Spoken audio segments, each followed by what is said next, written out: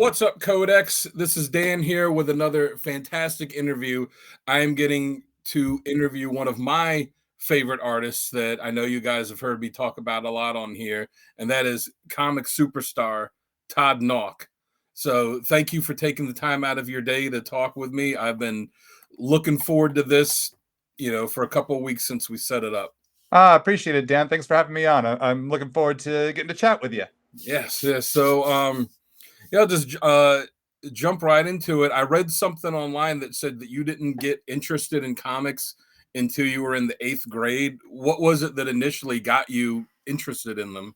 Yeah, I'd been a fan of superheroes ever since I was a little kid, and it started with action figures. My parents would buy me the Mego, Marvel, and DC Oh, yeah, action yeah. figures. There's a child of the 70s.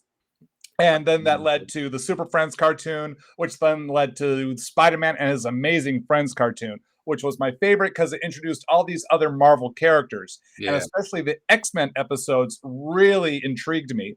But that was the only X-Men content we had as far as, cartoons there in the early 1980s. And so by the time, like the mid 1980s, 1983, 84, Mattel introduces the Secret Wars line of Yes. action figures. And I recognized Wolverine. So I started getting these action figures. And I noticed across the aisle, and there in the toy section of Target, they had three packs of comics. And they had Secret Wars 7, 8, and 9 polybagged as a 3-pack. And I recognized some more of those X-Men characters. So it's like, this is a chance for me to learn more about the X-Men. I'm very excited about this. So I bought those comics and immediately I was hooked. That would be like October 1984. And I even cut up a little coupon at the back of issue 9 to subscribe to the Uncanny X-Men. And then that was it. I was hooked. Nice. That's that's a pretty good series to draw you in. Yeah. Though it What took me, it'd be another 6 months before I'd find a 3-pack that had issues 10, 11, and 12. And then be years later before I'd be able to get the first 6 issues to get the whole story. So I just read and reread those piecemeal chapters, as I had them, and was content with just knowing the middle of the story for so long. I was the same way as a kid. I got into comics. My parents would bring me to these flea markets and these antique stores with them, and I'd get bored, so I'd go wandering off and find the toys and the comics, and would just, you just pick Yeah. out stuff where you think the cover looks cool. And I would have all these random parts of, the second part of a 3-part story, or the first Yep. part, and or like 2 parts of it or something. And as a little kid, I didn't care. I was like, wow, that's really cool. Yeah, I was picking comics based on characters and then secondly art. And Yeah, so, I bought my comics at a spitter rack at the grocery store, and there was no me too. guarantee that next month's issue would still be on sale by the time I got there. So I'd have all these broken runs of X-Men, Spider-Man, New Mutants, X-Factor, but I didn't really care. I mean, I started to get care as I got into high school. I started wanting to get the full story, and that was around the time of the Mutant Massacre. And it's like, this crossover, I need all the chapters. So I was ordering comics from Mile High Comics because they'd have those ads in every Oh Marvel yeah. comic. So I'd send away for their catalog, and I'd buy all the back issues I needed to make my whole fill out the gaps in my Mutant Massacre and follow the mutants. And by that point, by the closer into like my sophomore year of high school, my little town got a comic shop, and I was able to start buying things a little bit more regularly, and that was a nice treat. Yeah, when I was a kid and I found out there was a shop that was not just in my town, but really close to my house Mm, that sold comics, I had no idea a place like that even existed. Because I was like you, I would get, like old issues in these stores, and I'd buy comics at the gas station and the yep. grocery store. And I was like, wait, there's an entire store that just sells nothing but comics? Yeah. And it's right by the movie theater? Oh, that's nice. That's a nice one Yes. too, right there. So, at what point did you decide that you wanted to be a comic artist? Like, did you have an interest in art before you got into I comics, or did did. it come I, after? I did. Earliest memories are of drawing. As a little kid, and just drawing my favorite characters. Age 4, drawing my favorite Sesame Street characters. Elementary school, drawing my favorite cartoon characters, and then by junior high, I'm drawing D&D characters, Transformers, and then I get into comics and I start drawing superheroes. And my freshman year at high school, one of my classmates had asked, "Have you ever tried to make your own comic book?" And I had never even that thought had never occurred to me. So that day I get home from school, I take some printer paper, fold it in half, and write and draw a 10-page mini comic of my little creator-owned character. And it was so much fun creating this little pencil-drawn comic book that looked terrible. And the story was so thin and weak, but it was so fun having this finished product in my hands. I knew right then that night, this is it. This is what I want to do for the rest of my life. That's And that was awesome. back in my junior or freshman year of high school. So it's like the spring of 1986. That's awesome. Who were some of your influences you kind of Oh yeah. advanced you and developed your style? Let's see. Well, being an 80s teen, it was a lot of my favorite X-Men artists. So my Mhm. Mount Rushmore would be Arthur Adams, number one. Biggest influence, Arthur Adams, with Rick Leonardi, a close number two, and then heavily influenced or inspired at the very least by Walter Simonson and Alan Davis would be my most critical four. But people like Mark Silvestri, John Bogdanov, Brett Blevins, John Byrne, there'd be so many more throughout the 80s and into the 90s that would be inspirational to me as well. Yeah, I mean those are all fantastic artists. I think everybody that worked on X-Men in the 90s can, if you ask them, would say Art Adams is one of their influences. He's inspired a lot of artists, even to this day. So I read something that said that you were sending out samples to art samples to comic companies where you'd write, draw, and letter your own comics with the Wild Guard characters, and that you would print these comics on these copy machines to give to your friends. When you would print these out, how many would you print out at a time? Let's see. I would do like a 25 copy print run because I mean I'm in art school, so I don't have a lot of money, and Yeah, even at Kinko's, it's like to do the double-sided copy plus paying for stapling. 25 bucks goes away pretty quick when you're an yeah. art student. So I did these small print runs and only shared them with my friends. I would be mailing in sequential art samples. So I'd send in Mhm. some Spider-Man pages to Marvel or some Batman pages to DC or every Image studio, some Savage Dragon pages to Eric Larson or Youngblood pages to Rob Liefeld's studio. So I was doing up these sample pages to mail off to companies, but my mini comics were just solely just to share with my art school buddies. Do you still have any of those? I do, yes. I still have the original art for those, and I still have at least one copy of each of those mini comics that I did. I think I did about 6 of them during art school and that for that year after I graduated art school before I got hired full time. That's cool. That's cool. So how was it you got your break comics? I read something that said a friend of yours showed one of your Wild Guard mini comics to Dan Fraga, then he showed it to Rob Liefeld, and Liefeld called you up and offered you a job. Is that how it That's went? pretty much how it went. Yeah, I was sending off my samples to all the different companies. And in the early 90s, you had all the publishers Yeah. plus all these new smaller imprints coming up. So I was sending it out to everyone, just trying to hit gold at one place or another and getting all my rejection letters. And in late 93, Rob Liefeld, along with Jim Lee, they and Mark Silvestri had their different talents searches for each of their studios. And with my mini comics, I only shared them with my friends because I trusted them because I didn't know if people would really like my mini comics because they were so kind of goofy, or at least I felt they were kind of goofy. And it's kind of like imagine the Wild Guard back in the original days. Was kind of like my superhero version of Cops with a story feel that is like X-Men meets The Tick. So it was very tongue-in-cheek, Nice. silly Mhm. kind of humor with action adventure was what I was attempting, but pulling it off as best as I could. So I was a little embarrassed by them. So I told my friend Jaime, who was one of my classmates, don't ever show these to anyone because he was trying to break in as an inker. So he Mhm. would ink over my pencil samples over these frosted sheets of vellum. So he'd have he'd show Okay. my pencil samples and his ink samples at these Dallas conventions because by this point I'd moved to Pennsylvania to live with my folks who had moved there a year prior so that I could keep costs down. So as I'm trying to break into the industry and now start to pay off my art school loans. So my friend Jaime is working security at a Houston comic book convention with another classmate of ours, and they were assigned Dan Fraga. So they're just at his table, taking care of him, getting him water, crowd control, managing the lines, and then hanging out with him in the evenings. And so my buddy Jaime shows him our samples, and this is what I find out that Sunday night. After the convention, Jaime calls me and says, this is what he did, and said he showed him our samples. I go, oh, what did Dan think? He goes, he wasn't too crazy about him. I'm like, oh, that sucks. But hey, I've Yeah. already got tons of rejection letters. What's one more rejection? He Yeah. goes, but I kind of showed him your mini comics. It's like, Jaime, you betrayed me, man. I told you never show those to anyone. He goes, he really liked them. I'm like, what? And he said he asked if he could take them to show Rob. I'm like, are you kidding me?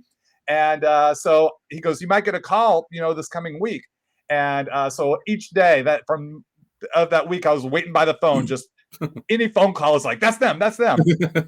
Tuesday, I get a letter from Extreme Studios. It's like, that was fast that they sent a letter. I tear it open and find out it's my latest rejection letter. Oh man, Youngblood samples I'd sent in a couple of months prior. But then that very next day, that Wednesday, I get a phone call. And it's Eric Stevenson, who was the editor and writer there at Extreme, who is now the publisher of Image Comics. He called saying, we saw your mini comics, think they're really cool. And Rob wants you, he has a series he wants you to do, which was Bad Rock and Company. And 3 months later, I packed up and moved out to California to work in studio in April of '94, and been here ever since. That's awesome. Did they give you any, any tips or anything based on like, all right, this is why we picked you based on the mini comic as opposed to the samples you sent in? Or I don't think they really remembered the samples I sent in, which I'm really glad. I think what I learned, one of the first lessons I learned by being discovered via my mini comics was that my mini comics were truly me. Yeah. It was just pure, unadulterated. This is what I want to do. But where my sample pages, I was trying to draw what I thought the editors wanted to see. So it was kind of like there was something missing. That spark wasn't quite there. So the early lesson that still would take time to really ingrain in myself is don't try to be what you think people want you to be. Just be truly yourself. And that is a better chance of people connecting with you, because we want to connect with the art. And if you're truly yourself, you're going to connect with the art and the artist and what the vision I'm trying to communicate, better than trying to I'm insecure. So if I try to draw like Greg Capullo, then people will like me because they like him. It's like, it's not working. There's a disconnect in some way. And you could name any artist. If I draw like J. Scott Campbell, if I draw like Michael Ringo, if I draw like Jim Lee, people will, if they like them, then they'll like me. But it's like, you want to stand out. You want to be original, because that's the fun of comics is multiple artists, multiple different choices and styles. It's 31 flavors and beyond. So you want to stand out and not just be a carbon copy of someone else. I think your art definitely stands out. Whenever I see something you drew, like, some artists, like, yeah, I recognize that, and something kind of look the same. But like every time I see something of yours, instantly I'm like, that's Todd Nauck. Oh, thank you, Dan. I appreciate that. Yeah, it's and then when you were at Extreme, you worked on what, Bad Rock and Youngblood and Team Youngblood and New Men and Supreme. What was it like working on all these different titles? Like, did you have a favorite, or did you know from month to month what you were going to be doing, or was it just, hey, you're doing this now and that? It was both. When I ended up moving out to Anaheim to work for Rob's studio, I came in with this mentality of, based on my first, actually I should backtrack the story here a little bit. My first Dallas convention I went to show my portfolio, I was asking questions of anyone behind a table, trying to get as much information as possible, because it's the late 1980s. It's 1989 actually, and so there wasn't a lot of information coming my way aside from what I could read in magazines like Marvel Age magazine or Comic Scene or the Comics Journal. That was all I had. So getting to actually talk to people, I was talking to anyone who was behind a table, asking questions about the industry. And while waiting in line to get an autograph, maybe I was kind of eavesdropping on conversations of whoever was on the other side of a table, whether I knew who they were or not. And I overheard someone say, John Burns says the Marvel rule is 2 pages a day.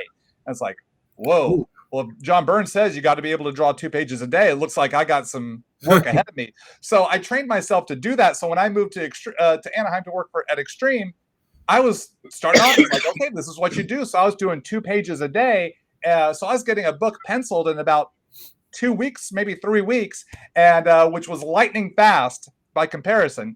So so I had my Bad Rock miniseries to do. Once I finished that, I was given Team Youngblood and New Men to do, both those books to do, which I did for a while, but realized New Man is my favorite, and I'd rather just focus on New Man. And then Rob would, toss me, if a book was late, they'd ask me to come in and draw it or as many pages as possible to help get it back on track. So occasionally I'd get something kind of thrown on my drafting table, but doing Newman with Eric Stevenson was the most fun because we would just get together and just talk out different story ideas and things that would be fun to do with the characters and create new characters. So I'd say definitely for sure Newman was my favorite of all the books I did. But I was a big Rob Liefeld fan. Still am a fan of his work, but definitely back in those days, just I was all about all the different Image Studios and reading all the books. So I was up to speed on all the different Extreme Studios characters, so it was fun getting to work with all those. But Newman definitely was the top favorite. Well, and then in '96 you did the Bad Rock Wolverine crossover. What was it?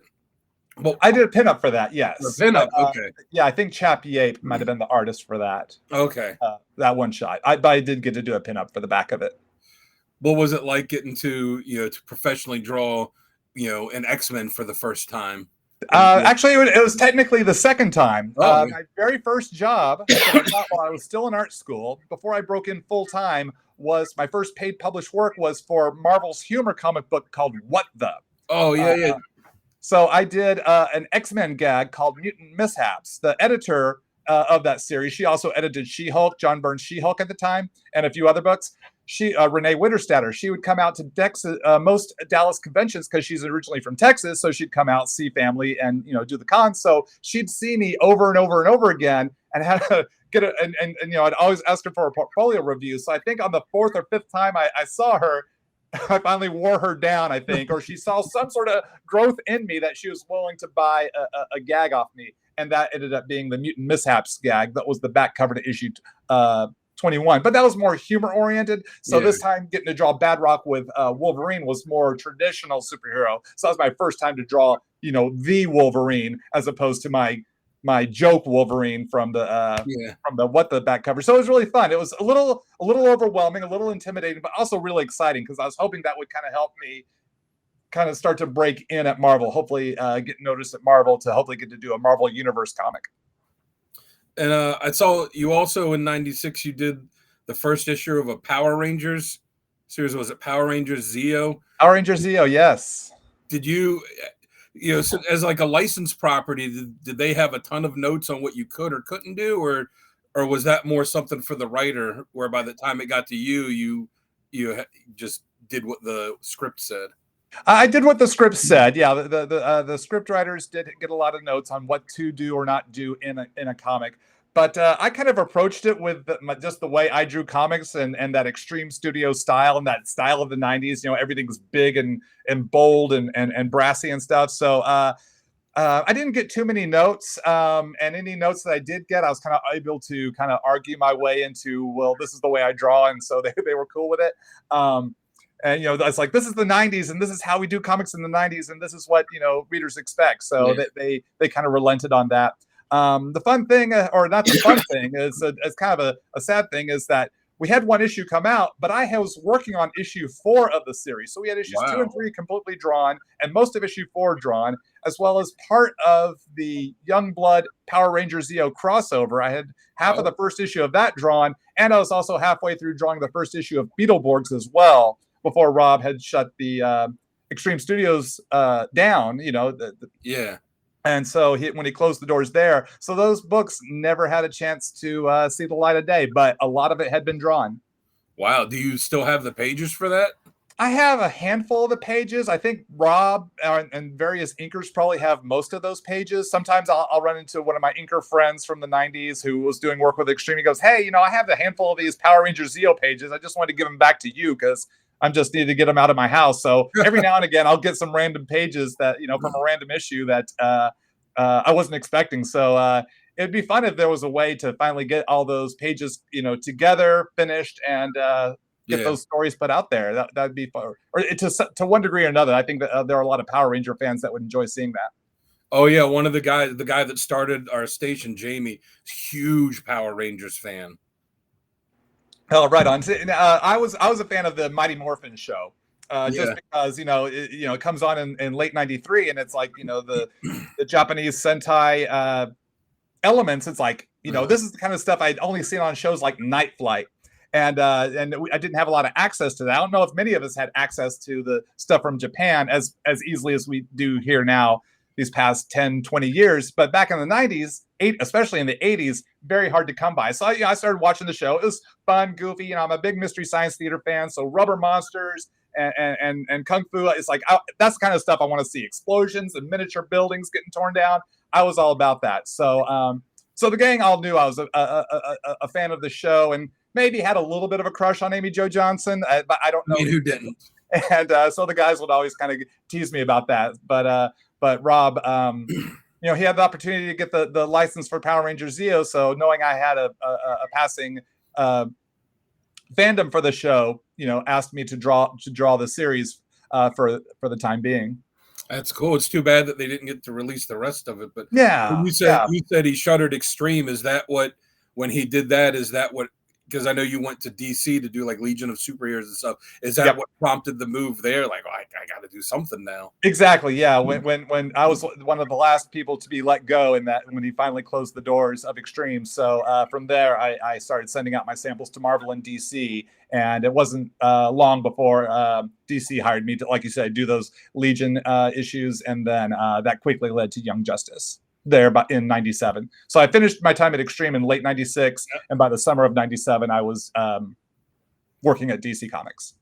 What was it like doing Young Justice? Because you, other than, I think it was just 2 issues in the run that you didn't do, but you did all the rest, and you did like spin-offs and stuff. What was it like working with Peter David on that? Oh man, I was a fan of Peter David's writing, especially his Hulk stuff. So I was very excited to get to work with a writing legend like Peter, and we had a lot of fun with it. I mean, I love Peter's sense of humor. I thought he was a great fit for the book. When Todd DeZago, the original writer, stepped down after our secret one-shot, Young Justice: A Secret, he stepped down and moved on to other projects, and Peter came in as the new writer to launch the series, and had a great time working with him, and I became a great friend with him. Loved doing the series. Yeah, like you said, I did all of the 55 issue run. I drew 53 of them, and 3 double-sized specials: the Young Justice Sins of Youth 2-parter, and the Young Justice Our Worlds at War tie-in to that Superman storyline. So yeah, I drew a lot of Young Justice and loved it. I loved the book. I would have kept going if they hadn't canceled it to relaunch as Teen Titans back in the early 2000s. I love that book. I got every issue that I bought when it came out. It was such a fun book. Some of the characters that, like, I think that's the book that made me a huge Connor fan. It made Tim my favorite Robin. And then like all the characters just like Secret, and Wonder Girl, the character arc she had. What was it like where you were, before that, you were kind of doing like some issues of this book or some issues of this, to go into Young Justice, where it's like, here's a really long run on one book? Yeah. It was definitely an honor, and definitely something I wanted to do. At the time when writer Todd DeZago was the original writer for the series, back when we were calling the book Justice League Junior, was the original title for the book back in the summer of 97, and I was I was one of 5 artists being considered for the book, and the editorial was trying to figure out which visual look they wanted to go with. So in the meantime, Todd DeZago contacts me and says, "Hey, Todd, while we're waiting to hear from DC, Micro Wingo needs to take a break on Sensational Spider-Man. Do you want to do a couple of issues of Sensational Spider-Man?" And I'm like, "Yeah, sure. Why not? I mean, 1, work, and 2, it's Spider-Man, and 3, I get to work with you, Todd. So this will be great. We can start to get a feel for each other, working with each other, his writing and my art and stuff like that." So I did those 2 issues of Friendly Neighborhoods, or not, Sensational Spider-Man. I've worked on so many different Spider-Man titles, it's hard to remember which one at which era. So there in late 97, I did those 2 issues of Sensational Spider-Man, and I think those 2 issues put me over the top, because Todd said, I'm going to show the DC editors your Spider-Man pages, and like 2 days later, I get a call saying, "We saw your Spider-Man work, think it's great, and we'd love to have you launch Young Justice if you're still interested." And it was an easy yes. I was a big Impulse fan, as well as Connor and Tim, and just the idea of getting to do a teenage team book, which is some of my favorite titles to read, like the Wolfman Perez Teen Titans and the New Mutants and things like that. So be able to launch one for the 90s it was like this was a no brainer, and so glad that I had that opportunity. I mean, it was such a good book, and your art, excuse me, your art for I think fit perfectly with it. Like I Uh, look at your art, and it's just got like a lot of energy to it, and I think uh, that's what was really good on that book too. That's like you said with Impulse, especially a character like Impulse that's just constantly bouncing off the walls. yeah, thank you. How much input did you have in the series, like as the series went, as Yeah. far as storylines, characters, that type of stuff? I was still fairly early in my career, so I wasn't like really pushing too hard on like, this is the type of story we should do. I was just like, I am just having a great time working with y'all and telling these stories. And then it's like, what can I tell to Peter David? This guy's been writing comics for 2 3 decades, so he Yeah. knows what he's doing. What is a 20-something-year-old greenhorn like me? What could I possibly bring? But I mean, it was fun getting to create these characters and come up with designs and then, Peter and I started to learn more about how the give and take. He started to see what my strengths were, and he'd play up to that. And yeah, so it'd be still a few years later before I'd start to feel comfortable in my storytelling abilities to give more input into Mhm. maybe possibly the direction of a story or offering up those sorts of ideas. But I was, like I said, I mean, what Peter wrote was so comprehensive to work with. I felt very confident in what I needed to draw based on the information he was giving me. Nice. What considering that your three main leads in the book all had their own solo books, how much leeway did you guys have with doing this series? Considering that you kind of, I guess, had to, couldn't contradict anything that was going on in their books. Yeah, I felt we had a lot of leeway to do what we wanted to do because we had them bouncing all over the world and off to apocalypse and things like that. And somehow the editors made it work. We definitely relied on their coordination as to what can Robin do, in relation. And there were those guidelines. It's like at that time, Batman was more of like a mythic figure. It's like, is there really a Batman in Gotham Yeah. City? So Robin couldn't really be in the public eye. So that kind of limited us in some ways, but also kind of challenged us in the stories that Peter could tell with Robin because he can't be super public like a Superboy could be. If Superboy changes his costume, that means I've got to draw that costume in the series. Robin and Pulse had to leave the series because of something that was going on in their book for a time, for a short time. So we did reflect what was going on in the solo series, but I didn't feel like there were too many like things that would clamp us down, that would inhibit the creativity or the types of stories that could be told.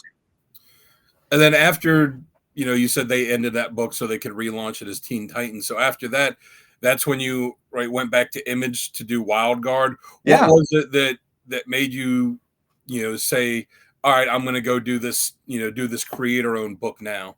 Um, it was, I think just I felt like the right opportunity. It's like I'm done with Young Justice. What am I going to do now? And it just with with reality TV having exploded over those first 3 years of the 2000 through Oh yeah. 2003 with Survivor and American Idol and Big Brother and Amazing Race.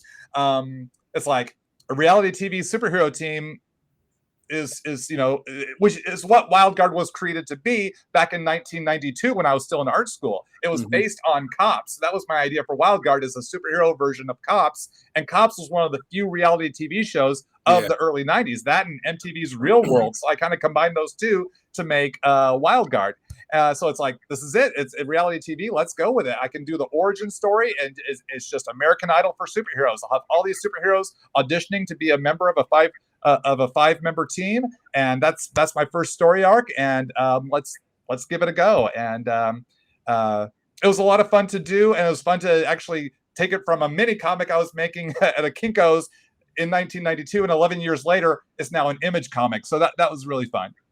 How many characters from that original mini comic you did ended up in the Image Wild Guard? Yeah, I'd say maybe three. Mhm. Two of the characters that were on the original Wild Guard team made it into the Image comic. Three of them, I thought they're a little too silly. It's like they're a little too over the top goofy, and I Mhm. want to walk a little bit more of a line of not so over the top sort of tick Yeah. kind of types of characters that are almost to that level. So I want to bring the it was a weird line I was trying to walk. I mean, a lot of the characters were that I still put in the book were still tongue in cheek, but there was a character I had in the original Wild Guard, which was called Toast Terminator. And so he had these toasters on his shoulders, kind of like War Machine, and he would shoot out explosive toast. And he had like a French bread bazooka. And it's like, that's a little too silly. That does sound like the Tick. Yeah, so it's like I don't know if I can bring Toast Terminator into this. And I had a lumberjack character as our strong guy, our big brick. So I was like, hey, you know what? I'm not sure if I want to. I started creating these new characters. Like I want to play with them instead of them. So Yeah. Red Rover and Ignacia were two of the originals. Ignacia was they were the two of the originals that made it into the Image Comics universe and of Wild Guard that I did. I still believe those other Wild Guard characters exist in an alternate reality Mhm. in my Wild Guard multiverse. So maybe someday Toast Terminator and Jacques Lumbre will make it, do a crossover with the current iterations. That's the fun of create our own comics. I can do Yeah. whatever I want. Well, the Legion of Superheroes had the Legion of Substitute Heroes. They could be That's true. the Wild Guard substitute heroes. There we go. There we go. So when you went in to do Wild Guard, you were doing you were writing it, drawing everything. Was there any kind of learning curve to, well, now you got to do everything, or was it just, well, I created, I can do whatever I want? It was a little daunting because I hadn't really done much writing at all. But Mhm. having worked with Peter David, I learned what I liked about writing from the way he wrote. And I love that with Young Justice, he would always change scenes every 2 to 3 pages, which always kept the book feeling fresh and fast paced. So we'd have 2 pages with Impulse, and then we cut to a scene as 3 pages with Superboy over at Cadmus, and then we cut to another scene and it's as Wonder Girl at the Young Justice headquarters with Secret and Arrowette, and so it's just and then we cut back to Impulse, and then cut to Robin, and it was always, and then we cut to all the team getting together, and then we cut to them being on Apocalypse or whatever it is. It Yeah. was always moving. So Eric Stevenson said, he goes, Todd, well, you can write a 2 or 3 page scene. I'm like, yeah. He goes, well, just do that, and then write another scene and another and another. So that's the way I did the book. Is I just started with my first scene and just started writing and drawing as I went. I really didn't plan much out other than I know I need to have, by the end of the series, I need to reveal 5 characters that make the team. And how I get there, I'll find out as I go. I call it the Indiana Jones way of writing. I just make it up Yeah. as I go along. Well, it's such a fun book. I loved it when it came out. Still do. Oh, And thank you. it was just one of those concepts where you're like, yes, a reality show for superhero team. Like, how has no one done this before? It just seemed like such a natural thing, like you said, with there being such an abundance of reality shows. And Yeah.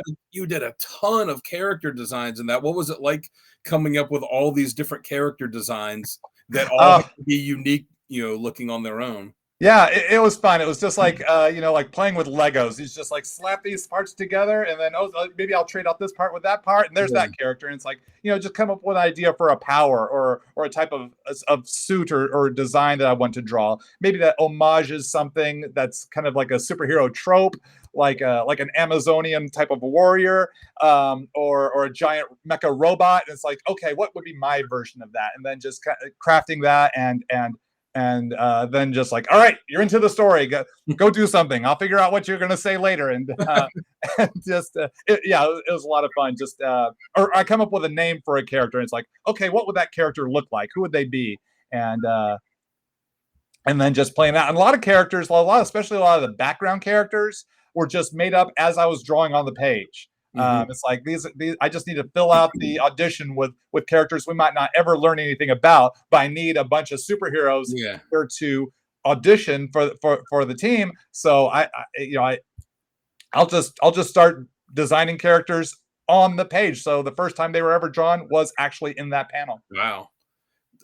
Now you said, you had to come up with the 5 team members, I remember there was the fan vote for Yep. who the final team member was going to be. Did you know at the start of the series, these are going to be the ones to make the team? Or as it went, did you kind of say, you know what? I really like this character. I might have to make them one of the final ones. Yeah, gosh, that was I Mm. definitely knew Red Rover and Ignacia were going to make the team because I loved them from my first iteration from the mini comics, And then I knew Snapback was going to make the team because I wanted to stretch a character in there. I think Lilyhammer was on the bubble. I think was going to go with someone else. I think I was going to go with Astro Girl, but as the story went, I decided, you know what? I think I want Lilyhammer instead. And then with the fan vote, that went to Freezer Burn, and he swept it from day one. His lead kept growing. No one else could catch him over the course of, I think it was 2 months that we had the voting. It's just like he took the lead in day one, and it just grew. And it's like, okay, it looks like I know who's going to win the fan vote. I had actually thought of killing off Freezer Burn in the first miniseries, and it's like, well, I can't do that now because apparently he's striking a chord with the readers. It was such a cool design for him. Oh, thank you. Yeah, it was it was definitely a fun character to create, and I'm glad the fans liked him enough to keep me from killing him off. Now when I know that some writers will write the entire script out and then draw it. Some will just plot it out. Like, did you have the entire script for each issue done before you drew it, or did you just kind of know, okay, this is the basic plot, and then I'll draw it, and then I'll put the dialogue in afterwards? More the latter. Yeah, I kind of had a basic idea of the plot. I started to like really so much of it was drawing it as I went. Like and so I knew the first issue kind of had a vague idea, but even that, when I started drawing issue 1, I didn't have it fully written out. I wasn't even quite sure how issue 1 was going to end, and I just kind of found my way, fumbled and bumbled my way, I should say, into it. And so that's when I discovered, oh, I'm going to have this alien invasion and this alien abducting superheroes. That was like kind of like, I didn't originally think of that as part of the first story arc. It just kind of, as I was going, it just kind of revealed itself to me, and it was like just riding a wave. And very fortunate that enough ideas and the right ideas came to me to actually get a 6-issue story done. And but when you have so many characters to work with, there's enough material there to keep the story. I hope it didn't get too thin before we got to the end of the book. So end of that first issue, or end of that first miniseries, I guess is what I'm trying to say. But it was definitely more of a Marvel method sort of style, where you have the idea of the basic plot, and then kind of letting the story almost tell itself. I was talking with my friend Jeff Johns, because he was a big supporter of me doing this. I'm like, yeah, Jeff, as I'm going, I'm finding the story's writing itself. I come up with an idea, and the next idea seems to just be springboarding from that. And he goes, you're riding the wave. That's a great place to be. Enjoy it. So, and yeah, I did. It was fun to see the twists and turns were being revealed to me. Like, I was getting shocked myself. Yeah. It's like, oh my gosh, it's like, turns out this one hero was an evil alien all along. And it's like, I wasn't expecting that. Yeah, I've done that too with my writing, where you're like, all right, I got an idea where I'm going, and then you start writing, and especially with dialogue, and then you're going, and you're like, oh, I didn't really expect it to go this way, but do I shoehorn it the way I was going to have it go, or do I say, well, it's kind of naturally progressing this way? Yeah. And I'd make little dialogue notes as I'd go, so that when it came time for me to officially dialogue it, I'd kind of remember what I was thinking as I was drawing it. But the alien thing was cool, though, because it gave, the characters a way to prove themselves for why they should be on the team in something that wasn't, staged by the producers on the. Yeah. So that ended up working out pretty cool, too. Yeah. Thank you. Yeah. It's, and that was kind of the fun of just letting the organic nature of it kind of take me along and just riding in its wake. And yeah, it was a really interesting process, and definitely a baptism by fire for my first time to write a comic book. And I like how you got all the different artists to do the pinups in it, where it was like, hey, you pick the team that you would want to see, and it was interesting that, saying not just, what artists you got to do it, but then seeing which team, which characters they would pick for their team. Absolutely. That was, those were the variant covers for each. Yeah. So getting Ed McGuinness, Paco Medina, Mike Roingo. I'm so thankful to have gotten a Mike Roingo illustration, and Arthur Adams and Karen Grant, each doing their version of the team was an honor. And I've got the original art for 4 or 5 of those variant covers. I think Karen did his all digitally. So, but yeah, I've got the Arthur Adams one hanging right here, and I've got the Michael Ringo one over there, and Ed Oh, that's McGuinness and Paco awesome. Medina. They've been on my walls for the past 20 plus years since doing that series, and they're definitely treasures for sure. Oh yeah, that's amazing. I mean, getting other fantastic artists to draw characters that you create. I mean, that's got to be a thrill. It is. It is. It's fun to see other people play with my toys since I've gotten to play with so many other people's Yeah. toys, like Rob Liefeld's and then Marvel and DC. So it's an honor to see how my characters look through those other artists' filter. Yeah, see their interpretations of. Now Totally. you've gone back to Wild Guard a few times over the years, some miniseries and one shots, but it's Yeah. been a while. For all of us Wild Guard fans out there, is there any chance of some more Wild Guard coming our way sometime? There is a chance, absolutely. Back in 2017, I got my first tablet, so I could start learning how to draw digitally. I want to Mhm. expand my art arsenal. I don't want to be limited to just drawing traditionally. I want to keep up with different ways of working, so that I can be viable in the industry, being able to have more options to what I can draw or what needs to be drawn for any given client. So learning how to draw digitally was quite the challenge because stylus on a screen feels different than pen or Mhm. pencil on paper. It's not quite the same kind of drag. So of the tip or the nib across the paper that I'm used to. So it was a little difficult at first, and I almost regretted buying this tablet. And I thought, man, I'm still within those 2 weeks. Maybe I should send it back to Amazon. It's like, no, I got to push through. I got to level up.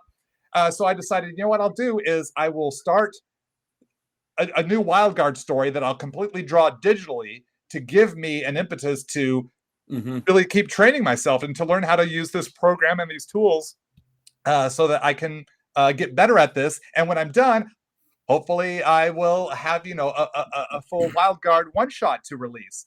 And so I've been noodling on that in my free time, penciling, inking digitally, and now coloring digitally, which I've been learning a lot. And then now to a point where I like color my own covers at like DC Comics, which has been a lot of fun being able to color digitally, and learning through this process how it's been a benefit for me. But my 20-page wild guard story has now ballooned to 29 pages, and I'm still not done. So it'll Oh. probably be like an annual size, like those Marvel or DC annuals from the 80s. So it's like a Mhm. 40-page plus story. They'll probably be around that size, and I'm hoping to have that out hopefully by 2026 or 2027 at the latest. So yeah, it picks up where with some of the plot points from the previous one shots and later miniseries. So it's kind of like issue 13.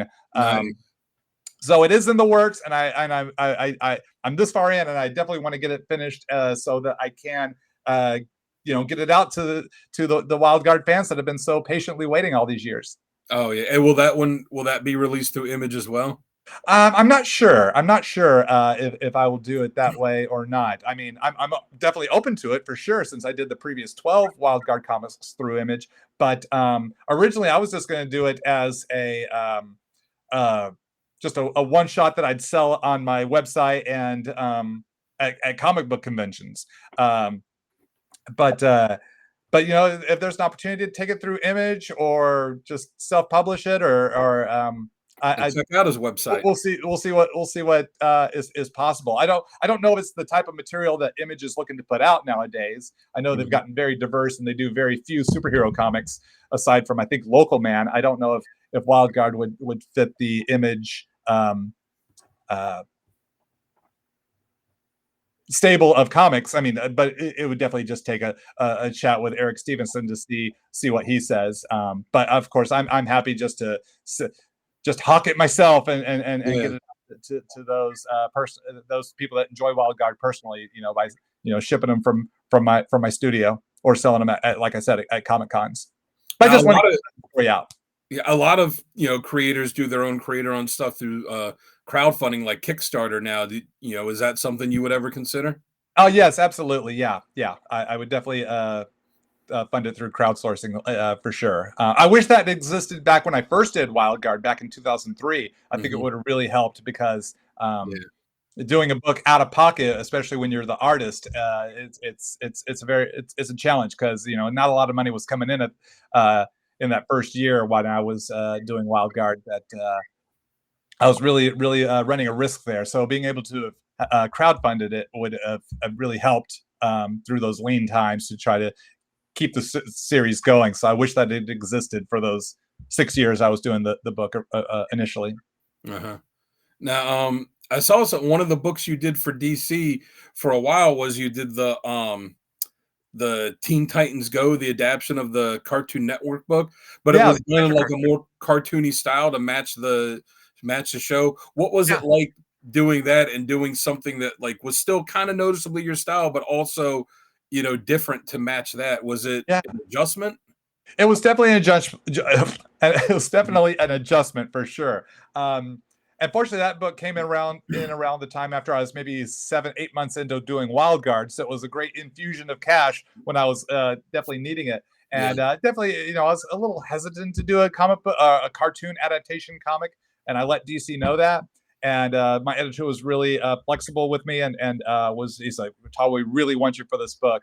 And but I'm glad I did it. I had a lot of fun. It was a great way to challenge my brain to try to draw in that more simplified style. And Mhm. while I was working on that series was when I started working regularly at Marvel. When Peter David asked me to take over Friendly Neighborhood Spider-Man when Mike Wingo left that series. So there was a time where I was drawing Spider-Man and Teen Titans in the same month. So I do I draw in my traditional style for Friendly Neighborhood Spider-Man, and then I'd have to switch to that Glenn Murakami animated style. But Yeah. still, I was allowed to infuse my own Todd Nauck isms into that, where I didn't have to be so on model for the comic book, which I appreciated. In fact, even the producer of the cartoon said, "Come up with new stuff. Do your thing." Do your draw chibis however you want to draw chibis. He goes, we might end up using it in the cartoon. So just give us new stuff. So just Nice. go for it your way, which I really appreciated having that freedom. And it made doing an animated style comic book a lot more fun and more creatively interesting because I wasn't restricted to I have to draw just like Glenn Murakami, which wasn't really an interest for me. I didn't Mhm. want to ape someone that Yeah. line for line. Now, did you do anything in the comic that they then used in the cartoon? No, I don't think anything we did in the Uh, comic ended up in the cartoon. The cartoon ended not long after that. It only ran for those 5 short seasons, but our comic book ran for another, I think, 3 years after yeah. the cartoon ended. So, because we did that from 2003 to 2008. So the comic book did last for a while, which was great because we were the only place for the fans of the cartoon to get more of that adventure Yeah. content of that version of Teen Titans was in our comic book. And you mentioned doing Spider-Man for Marvel. I know one of the things you did was the what was the Amazing Spider-Man 583, with Yes. Obama. What was it like doing that? Oh my gosh. That was pretty wild, and it all happened like so last minute. So Barack Obama had been elected in November 2008. It was now Christmas or December of 2008, and I get an email from the Spider-Man editor saying, "Hey, are you available for a 5-page story?" And that's all he said. And I'm like thinking, I'm about to leave for the holidays, and do I want to try to take on this five page story when I was just thinking of coasting into travel to see the family? It's like, oh no, you know what? Why turn down work? I'm a freelance artist. Let's do Yeah. this last 5 pager to close out the year, and then we'll enjoy the holidays. So I was like, oh yeah, I'm totally in for that. And he goes, okay, well Barack Obama's going to be in it, and here are guidelines on how to draw him, and don't make him a caricature and this that and the other. I'm like, whoa, oh my gosh, what's going on? And it was all because in I think it was a Spin magazine article. Barack Obama had said he was a comic book fan growing up, and his favorite characters were Conan the Barbarian and Spider-Man. And I think that was what, in fact, no, I know it was what Marvel said is like, well, we can make arrangements for you Yeah. to be Spider-Man, and that's how this short story came about. And I was honored that they asked me to draw it because that they wanted to get it into the next issue of Amazing Spider-Man that was closest to the date of the inauguration, and that was issue 583 there in mid-January, and that book sold like fire. It was Yeah. crazy. Yeah. I remember when that came. There was a lot of hype around that book. Sold out every That week. They cover. put out a new printing, and it just kept selling out. Yeah. 5 printings within 6 weeks, which was insane. Yeah. That's crazy. Well, and then you got to draw him again in the Army of Darkness. Ash Saves Obama, right? So Yeah, did you get that gig because you had drawn him in Spider-Man? I did. Yes, I did. What was it like? What was it like doing that? Like, it seems like such a crazy premise. It was a pretty wild juxtaposition there to have Ash and the Book of the Dead and all these zombies and Barack Obama there teamed up with him and just trying to come up with situations for the cover that would kind of work or make sense. And the editor, he had a vision for that first issue cover with us, like the comic book convention, and the Book of the Dead is in one of the back issue boxes, and they realize something's going wrong here. And then then from there, I think I came up with concepts for the next 3 issues covers. But yeah, it was fun to get to draw Bruce Campbell and Barack Obama. That's the fun thing about comics. You just never know what you're going to get to work on and the type of stuff you're going to get to draw. And that's definitely a very unique combo right there, to draw two real people as comic book characters. Yeah. And then I saw too, you did some art for an episode of Extreme Makeover Home Edition. Yeah. ABC is owned by Disney, and at this point, Disney had purchased Marvel, so there was that connection.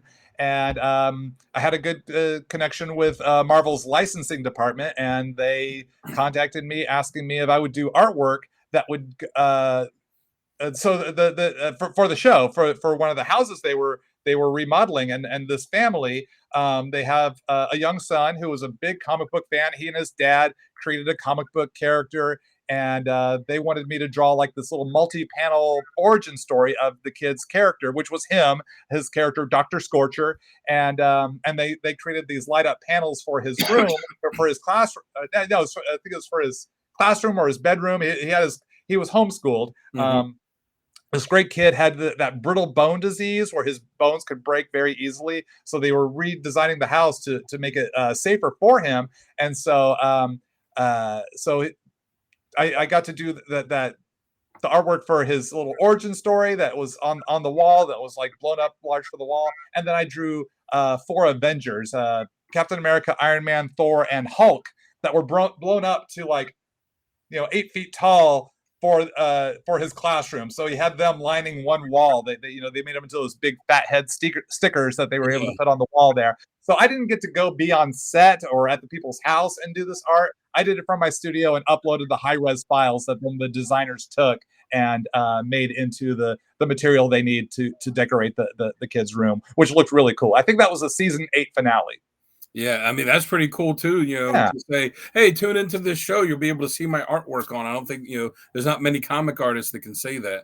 Yeah, and then the father of the family would come by my Art of Todd Nauck Facebook page and post comments, and he was a really cool guy, really sweet, and they really appreciated the work that I did for the designers to do for their home. So haven't talked to him in a lot of years, but back for the first few years after that episode, he'd come by my Art of Todd Nauck Facebook page and post a comment and say hey. So I thought that was sweet.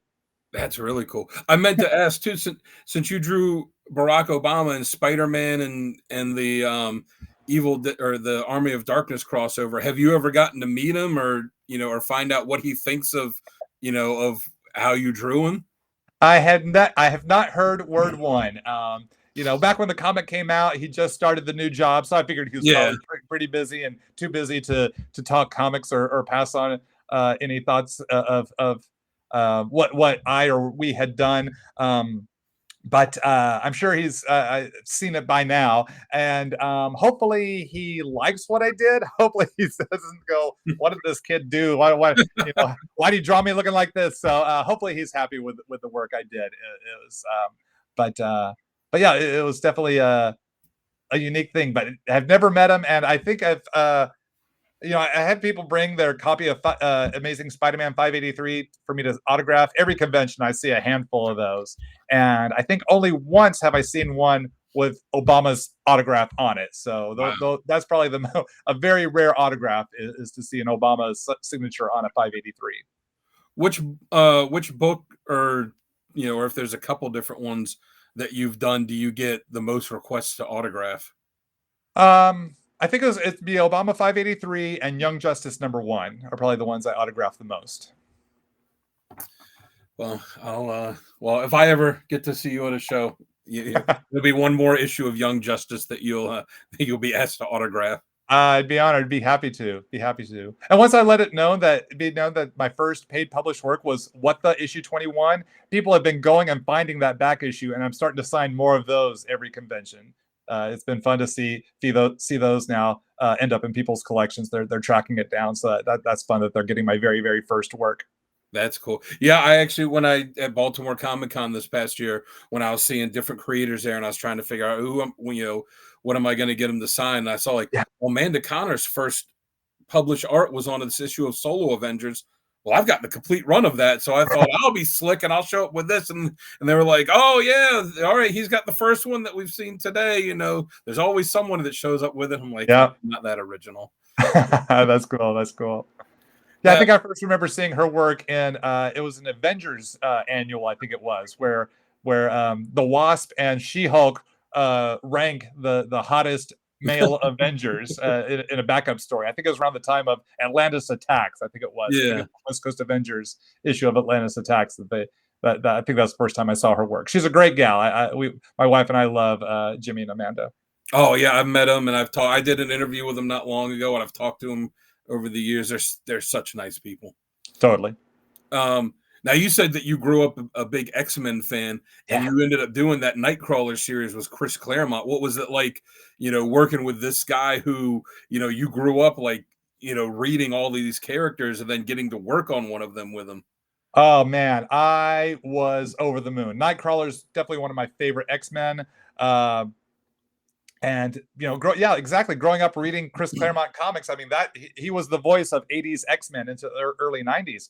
Yeah. So getting to work with him, I was starstruck the first 6 months on the series. It's like I had to pinch myself every day that I'm getting to work with Chris Claremont, and it was a lot of fun. He was really, really supportive, really encouraging with the stuff I was working with. The pages I was turning in, and my edit, and he wrote Marvel style, which was a complete surprise to me because I'd Mhm. always heard rumors of his very dense and verbose scripts. He writes a lot, and so that's what I was expecting. I was expecting a big stack of script, and I was getting these page by page paragraph breakdowns, and so it really challenged me in being a storyteller. And as I mentioned before, when I was doing Young Justice, I was very content to do what the writer had written. I was kind of approaching that with Chris Claremont, but my editor did not want that. He says, "Todd, give me more.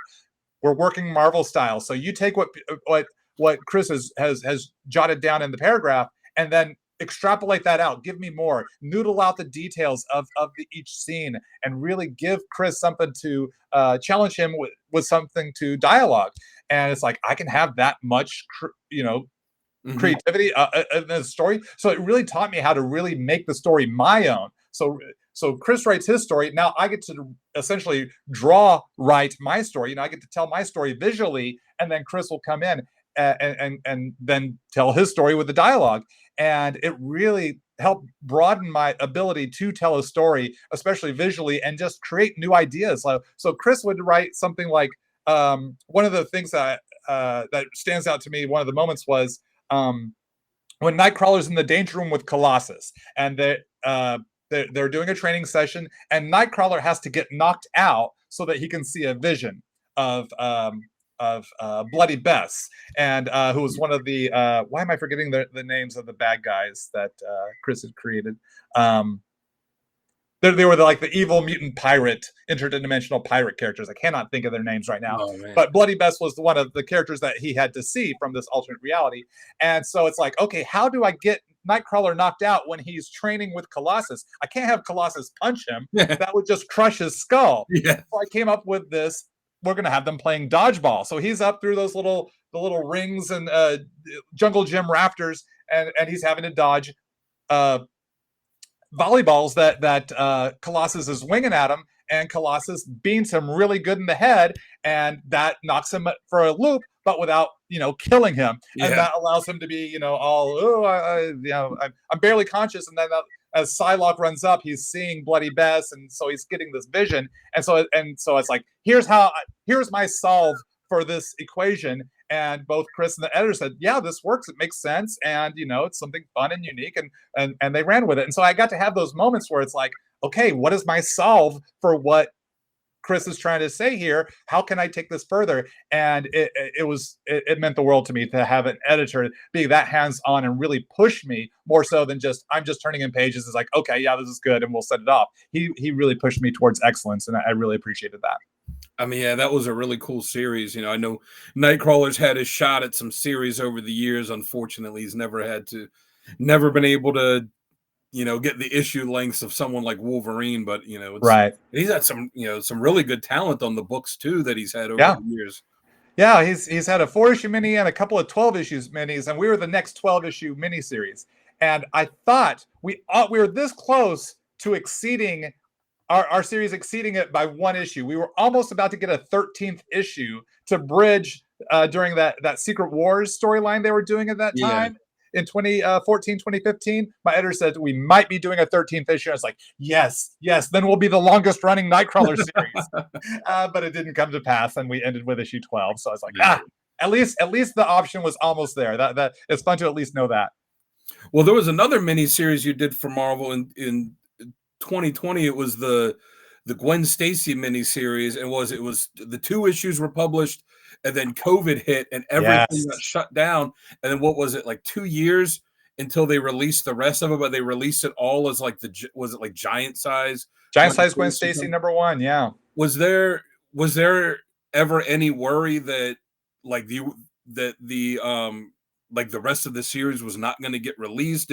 Did you know what was going to happen with it? Or initially at the beginning of COVID, I had no idea. I was just starting. I was like 2 pages into drawing issue 5, the 5th and final issue of this miniseries. And my editor, Spider-Man editor, contacts me and says, Todd, I'm so sorry, but with COVID, we're putting all our books on pause. So please stop drawing. We'll pay you for everything you've done so far, but don't work on this until we tell you, we can start up again. I'm like, no worries. Totally understand.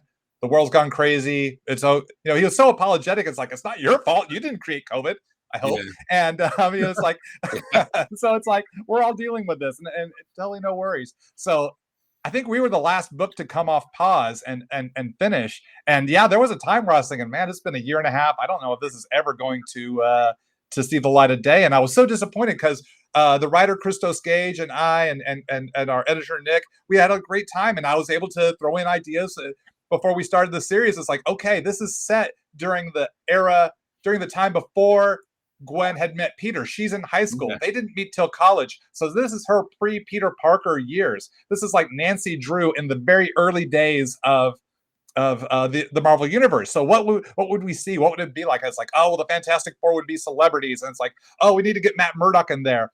And I came up with the idea of, wait a second, we got this whole Flash Thompson versus her boyfriend at her school are going to be playing the big game later on. What if we have the X-Men showing up? Because they'd be teenagers at that time. And Beast used to play football, so maybe they want to come and see this, this hot rivalry between Flash and Gwen's high school boyfriend Darius. And so I just threw that out there just as, just be another little passing scene that we see in the background. And Christos Gage went and wrote a whole X-Men issue. It's like X-Men versus the Green Goblin. I don't think we've really seen that. And it's fun to get to do something so fun and weird like that, to have Marvel Girl, Beast, and Iceman versus the Green Goblin with Gwen Stacy, trying to avoid the pumpkin bombs and razor bats. And I just finished drawing that issue, and it's like, I want this one to come out. It's so fun and weird and unique and heartbreaking too. The end of that issue was so heartbreaking. It's like, there's so much emotion that we put into this. I'm so thankful that it did come out. And when I got contacted 2 years later, and my editor said, we're gonna finish the series. We don't know if we're gonna put out issues 3, 4, 5, or if we're gonna put it all out in one comic, like a giant size. I'm like, whatever you do, as long as it gets out, I'm cool either way. And the biggest disappointment at the time that COVID hit, it was issue 1 was the number 4 comic book of the top 300 of that month of February 2020. It's like, we're number 4, the 4th highest ordered book. And it's like, that's impressive. We're going to get this series extended, because we were on the Mary Jane track, because Mary Jane was a 5-issue miniseries and it did well, and they did another 5 issues. He said, if Gwen Stacy does well, we'll do it issues 6 through 10. And I thought, with issue 1, it's like, oh, we've got 6 through 10 on lock. There's no way we're not getting issues 6 through 10. Then COVID happens, and the country goes into shutdown the week that issue 2 came out. So a lot of people didn't even know our second issue came out. So it killed all the momentum we had from issue 1. Just everything just down to zero. And so I was thankful we got the 5 issues out, but I mourn the 6 issues 6 through 10 that we more than likely would have gotten to have as well. Yeah, well, it was a agonizingly long wait after reading the second issue. Like, all right, come on, there's a series that that get some put out and then never get finished, like the Power Rangers one. Like, am I going to get to see the rest of the story?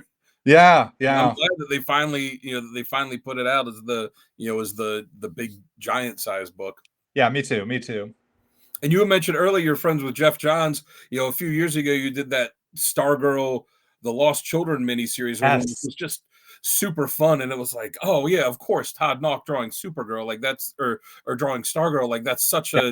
a natural fit. There were so many characters in there. Yeah. Did you have any input with him on designs of them, or did he kind of already know what he wanted? It was very collaborative with Jeff. It was awesome. He came up with the names and the powers and who their mentor would be. And that was pretty much it. And then I came up with the looks, and I came up with just like I wanted to be very diverse in ethnicities and body types. So it's like Ladybug, let's make her a little overweight girl, round her out. And not every character has to be Olympic level athlete, teenager. Yeah. Like make her round like a ladybug. And it's like Quiz Kid, Mr. Terrific sidekick. It's like what if he's from India? Let's get diversity of not have a bunch of white kids as sidekick, and just really tap into into a more diverse realm of superhero kids that were stolen out of time, and of course creating the evil childminder who abducted all these kids.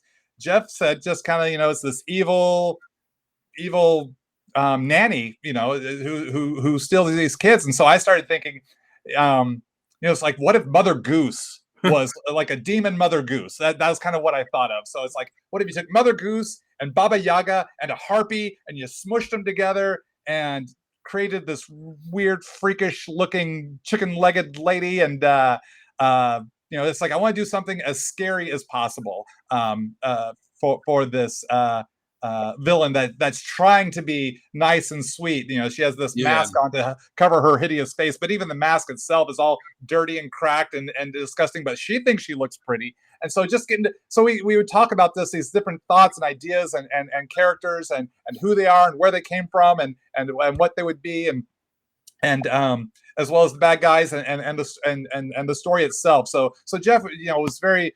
I mean, we've been friends since the early days of Young Justice, and he had just gotten launched Stargirl or Stars and Stripes. So we kind of came into DC around the same time. So we've been friends ever since then. So this chance to get to do this miniseries together was a lot of fun. It's just a couple of pals, just throwing stuff at the wall and having a lot of fun, just creating and telling a story. And I really appreciated that Jeff would be so collaborative, especially being the prolific and mega popular writer that he is. Yeah, I really like the Flash's daughter in it, because it was always something where some of the JSAers had kids, and that was something that was played up over the years, was that him and his wife didn't have kids, and then he kind of took in like Barry and Wally and Impulse, and like would take these other Flash characters in, as they always call it the Flash family, but kind of like they were his kids. And then it's revealed, oh no, you did have a daughter and she got stolen from you. Like that was that was such a heartbreaking but such a neat concept too. Absolutely. Yeah, Judy Garrick. It was so fun to create her and to know her, the tragic story in that sense. But then that reuniting was such a fun thing. Especially with that first glimpse of them reuniting in JSA. I think it was issue 6. I got the feels there when I read that panel. And so Judy Garrick was definitely a fun one to design, and to it's like how. Well, and the fun thing about doing these sidekicks designs is trying to incorporate that golden age mentor sidekick costume sort of feel. So it's like any sidekick to the main character would always be a pared down version of their mentor. So it's like with Judy, it's like, okay, Jay has the helmet of Mhm. Mercury. I'll give her the winged sandals of Mercury, Yeah. and some versions of Mercury, he has the garland wreath crown, and so that's what her headband is. That's to reflect the garland wreath that certain versions of Mercury or uh, what's the other name? I get my Greek and Roman mythology mixed up. Mercury and Oh. can't why it's completely escaped me. I got to brush up on my mythology, but he's got the other name, so I think Yeah. they're slightly different design. So it's like, yeah, I want to incorporate these aspects and then capture that red and blue and lightning bolt of Jay's costume for her. And so I do doing that with each of the characters is who is their mentor. Okay, what would their costume reflect that if they were truly created in the golden age?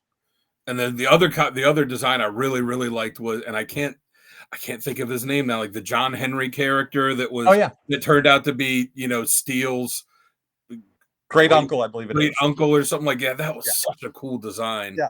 John Henry Jr., I believe was Yeah, his name. Yeah, yeah, yeah. He that was was a fun great one. just to take that character from Brave New World, and it's like, Mhm. what would the teenage version of that be? How do I Yeah. make that a little more youthful, but still have that kind of heaviness that is incorporated with the history of that character? Now, one of the things, like I got the alternate cover for JSA here, which I love that Hour Man cover, and especially all the clicking clocks in the background. Yeah, I think Hour Man, the original one and his son, just have just such an awesome costume design. yeah. But oh, you say, I was gonna say that was fun to do. Yeah, I was talking with my Stargirl editor, as the editor of JSA, and we were having lunch and we were talking, and we were both talking about Rick Tyler, and it's like, well, let's do a Rick Tyler cover. And it's like, I got an idea. And I submitted it with the countdown behind him. It's like I want to put the countdown ticking behind him as kind of a graphic background element, and I'm just happy with how it turned out. super cool. And you've in the past few years been doing a lot of and I guess it's something too with the rise of alternate covers being a standard thing now. But and you, like some other artists, have these like alternate cover series. Like with Marvel, you had the one with the floating heads, and Yep, and now you have the one that's been going on for a little bit with the iconic covers. Onyx. When you're Yep. doing a series of these like themed alternate covers, is it like Marvel coming to you and said, "Hey, we want you to do something," or is it you going to them and saying, "Hey, I've got an idea for this, for this series of alternate covers that you could do across all your titles?" Yeah, Marvel came to me for both those. The Headshot series back at the in late 2020, and we did Mhm. over 50 of those. I lost track of how many we've done. I've still yet to tally up the final number of those. And then late last year is when they asked me to do the first of the iconic covers, and that's been going. I think we've got probably about a 15 in stores now, and I've got 4 or 5 more coming out real soon, and I still have like 4 more to finish drawing this week. So they'll be filtering out through the rest of this summer, and hopefully there'll be even more to come after that. So yeah, it's fun to get these cover series and have them connected to so many different comics. It's an honor when I meet fans at conventions or they post online. It's like, we're buying titles we don't usually buy because they want to Uh-huh. pick up my cover, and Yeah. I'm just really honored that people would enjoy my work that much that they would want to get it just because I drew the cover. I don't take that for granted, and I'm very thankful. Oh, I dig them. Like I read Daredevil, and when the iconic cover for that came out, I told him, I said, I don't want the A cover. I want that one. Uh, Same thing like for West yeah. Coast Avengers. So Mhm. so like on Daredevil, obviously Daredevil's going to be on the book on the cover, but when it comes to a team like West Coast Avengers, is it Marvel telling you we want you to do Firestar, or is it you saying, "Hey, I'd like to do this character"? Right now, it's they're picking the character. When we were doing the headshot covers, sometimes I'd get to have input. Like the Savage Avengers, they were like, "Which character would you want to do for Savage Avengers?" And it's like, well, we've already done a Conan, the Barbarian cover, so we shouldn't do Conan again. And it's like, you know what, Deathlock. I know there's a big Deathlock fan base out there. I think Deathlock Yeah. this would be a good chance to put Deathlock on a headshot cover. But I'm always open to collaborate with them if they if they give me the opportunity to pick. I'm definitely going to pick the character that I'm going to want to draw the most if they haven't appeared on a cover yet. So, Yeah. but like with the Kitty Pryde versus Wolverine one shot that came out, or not the iconic cover for the first Yeah. issue, not the one shot, but the first issue of the miniseries, they had a very specific costume they wanted me to draw Kitty Pryde in.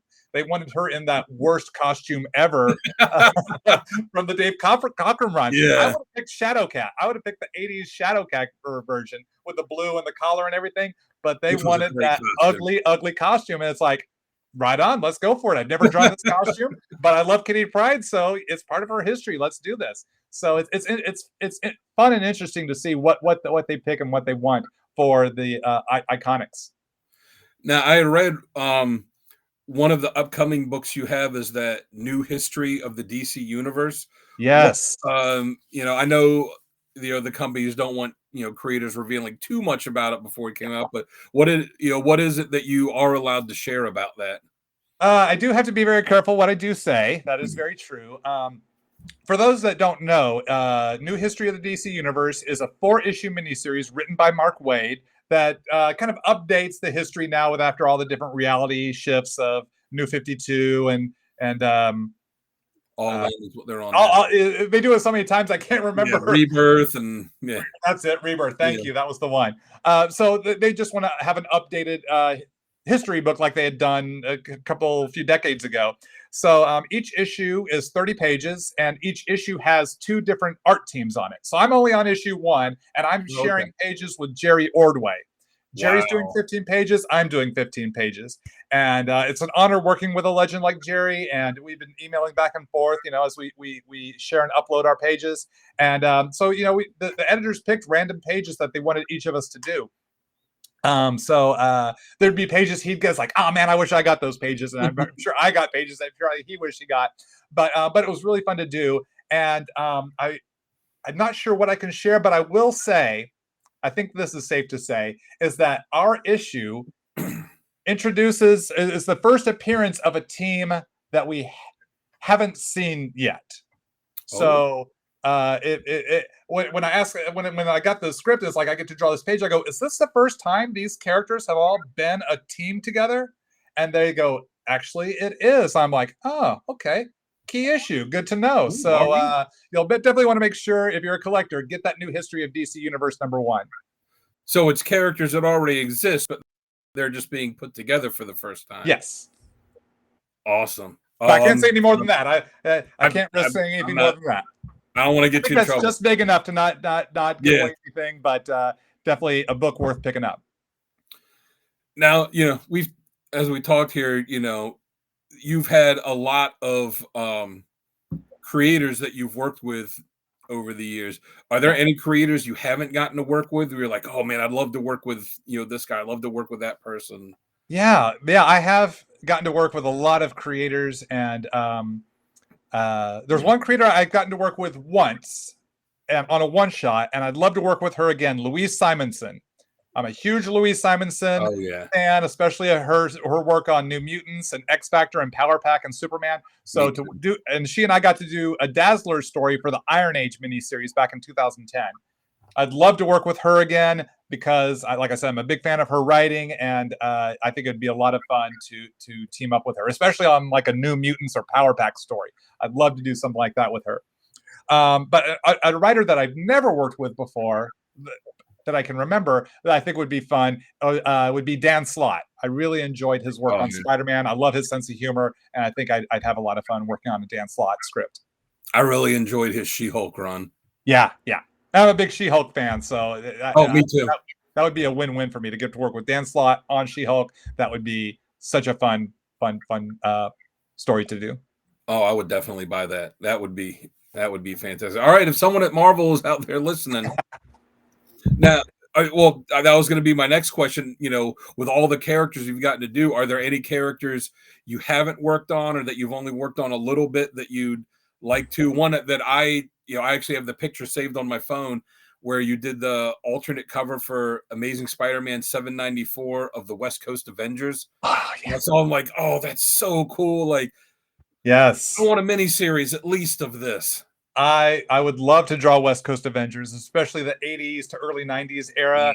That would be so much fun. In fact, during the pandemic, I read all of West Coast Avengers from the first miniseries through the regular series and the Hawkeye miniseries as well, just Yeah. because I'd never read all of that in order. Hmm. I always read stuff, as a kid, like, we discussed earlier, reading it all out of order, whatever was available. So I got a chance to read that all in order. So doing drawing a West Coast Avengers series with Hawkeye and Wonder Man and Mockingbird and Tigra. That would be so much fun. I'd totally love to do that. A She-Hulk story would be awesome. Fantastic Four. I'd love to do a classic original Four, Fantastic Four, or Fantastic Four with She-Hulk. That's Oh where yeah. I first got to know She-Hulk was Secret Wars, leading right into her time on Fantastic Four. So that would be awesome for me as well. So those are, and then Power Pack. Like I said, Louise Simonson, huge Hmm. Power Pack fan. So those are some initial characters that I'd like to do at Marvel, and then at DC, a Flash story, a Green Lantern story, maybe like an Aquaman story. I think would be a lot of fun. Oh yeah, that would be fantastic. I'd love to see you draw the Flash. Like I said, I think you're like I said before, like your artwork to me has a lot of energy to it, and I think something with the Flash would just naturally go with that. Oh, thank you. Yeah, I got to do a short story for Flash number 800, written by Mark Waid. It was an Impulse and 90s era Wally West story. So that's about the most flat. That's like my first Flash story I've gotten to do, and I need to do more. Now, one thing, you guys should all check his Instagram out. I have followed it for a long time. You post a lot of your commissions on there that you get, the sketch covers and stuff. What would you say is the strangest or coolest or wildest or whatever, like commission request that you've ever gotten from somebody? I get this question every now and again, Yeah. and I always forget my answer because it's like this is the most wild commission someone's asked of me, and then after the convention weekend, my mind resets and I forget what it is. But some of them, the one that I can actually think of now is there's this one person and they have a theme. A lot of people get commissions. They have a theme, either Yeah. sketchbook or series that they're getting. And this one guy is villains eating an item of food.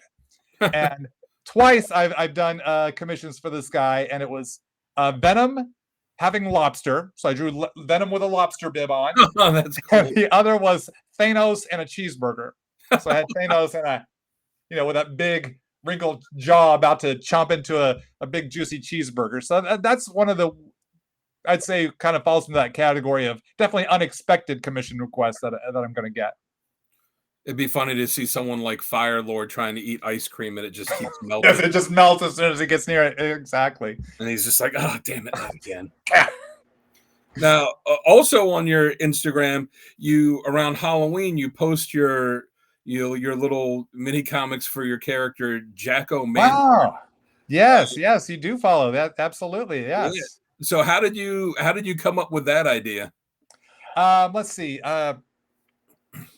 There was a person I used to work with who did a San Diego Comic Con kickoff party, and it was to benefit the Hero Initiative. Hmm. And each year there would be a different themed T-shirt. And so, like, one year was D&D characters, and all the guest artists would draw their own version of a D&D character, and they were all put together either on buttons or on T-shirts that would be sold at the event. And one year was monsters, and so I picked pumpkin-headed ghoul off the list because I thought that's not as common of a monster Yeah. that as opposed to like a vampire or werewolf or Frankenstein's monster. It's like I'm going to go with a pumpkin-headed ghoul. So I drew Jack O'Lantern for that, and he didn't even have a name. It's just, here's my pumpkin-headed ghoul. And so I kind of got this idea for a comic strip. I don't know how I came up with the idea, but I thought, you know what, I'm just going to do a little comic strip with Jack O'Lantern, and had that idea for the first strip. And I thought, I'm going to just draw it up and put it out there and see what people say, and people liked it. And so I only do them whenever I have free time, and I think I've only done like 13 or 14 strips over the past 8 years. So I don't get them up as frequently as I'd like to, or as the audience is demanding. But I digitally pencil, ink, draw, color, and letter them all. But he's just a fun, weird, quirky character that plays by his own rules, and yeah, it's fun coming up with weird situations for him to be in or Yeah. figure his way out of. Do you think you'll ever collect them and put an actual physical comic out with them? I think so. I draw them at comic book page size. Like Mhm. on Instagram, I post them panel by panel so that you can scroll as the Yeah. carousel. You can read the panels, but I draw it as an 11 by 17 comic book page. So it's in comic book page printing dimensions. So each strip would be its own page. So I figure if I can hit at least 20, 25, then I can at least put out a one shot comic of the Jack O' Lantern strips, like a first single issue volume. Yeah. I mean, I'd pick that up. Uh, I definitely enjoy seeing those. It's something different. It's something quirky. It's something fun. yeah.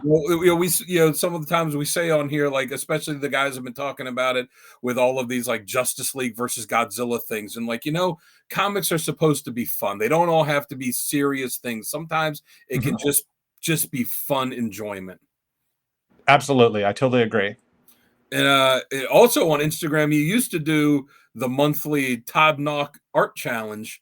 Yeah. Is that something you think you'll ever bring back? I used to try and make sure that every month that I would get my entry done and entered in. And some of mine were kind of shaky, but I had a couple good things I think came out of it that I never would have thought to draw otherwise. Yeah. And that's the point of the challenge is to give the young and aspiring or future artist a prompt to work with and to experiment with and to try something new or different or just to enjoy the challenge itself, no matter what the outcome is, just to Hmm. do something and yeah, I just got so busy with my work I didn't have time to keep up with everything or come up with new ideas. I think the ones that people most responded to was when I'd create a little scene for people to draw. Yeah. I morphed it into trying something new with character design, and it was called I forgot what I called it, but it's like a new job for. And so it's a new job for Cyclops. So it's like, okay, Yeah. draw Cyclops, but as a secret agent, or draw Spider-Man, but he's a race car driver. So that one didn't seem to have as much traction as when I created like a little story vignette for people to draw, like Rogue versus Juggernaut, and there's some sort of twist there Yeah. that I came up with. I can't remember, but those seem to get more response from people. I think people more responded to doing something like that. I think people wanted to draw, tell stories, and that was what the Todd Nauck Art Challenge started as, was a chance to give young artists or aspiring artists a chance to work on their storytelling abilities. So if it were to come back, I think I would just stick with that, and as that seems to have gotten more audience interaction, more so than the character design challenges. Not to say I'll never do any more character design challenges, but I think the storytelling ones were I think met a lot of aspiring artists in a place that helped them grow in their storytelling abilities. Yeah. I mean, I'm older, so I, don't have the reality of being someone in teens or 20s like I'm going to work in the industry. Like for me it was just it's fun. I posted art on my Instagram. Yeah. I remember the Cyclops one because I drew him as this like noir kind of detective, and he Uh-huh. had a fedora and his head was tilted down so his whole face was in the shadow, but you just saw these glowing red eyes. Yeah. And I think the one I did you was one of the first ones you did that you put up that I drew something for was um, something about Deadpool stealing something from somebody and then them catching him and him coming after him. So mine Right. wasn't a one panel, it was three panels. The first panel was him as Indiana Jones and Raiders of the Lost Ark taking the idol, and I had Deadpool with it was his costume, but he had on the hat and he had on the Yeah. Indiana Jones jacket. And then the Hmm. second panel was you hear this growl, then you just see his face and he goes, "Oh shit." And then the third panel was real big, and it was him running like when Indy had the idol, but Yep. instead of the boulder coming after him, Right. it was Donkey Kong. It was this giant Donkey Kong, and I had the Donkey Kong tie flying on it. Nice. Yeah. Yes. Yes. As someone that enjoyed doing them, they were a lot of fun. And it was really cool too how you would repost them so would be given exposure to all of these young artists too, which was Yeah. something that was always a Yeah. thrill. And I love that it was fun to see everyone's interpretation. I tried to leave it open ended enough to allow people to infuse their own creativity, much like you did. You went this Indiana Jones route. I think you were the only one that did that because it's what spoke to you. It's like, and so it allows each person their own experience and interpretation of that. So that I think very rarely were any two uh, Yeah. ideas come out the same way. Everyone took their own avenue with that, which was part of the point of it, so that everyone could think out of their own box.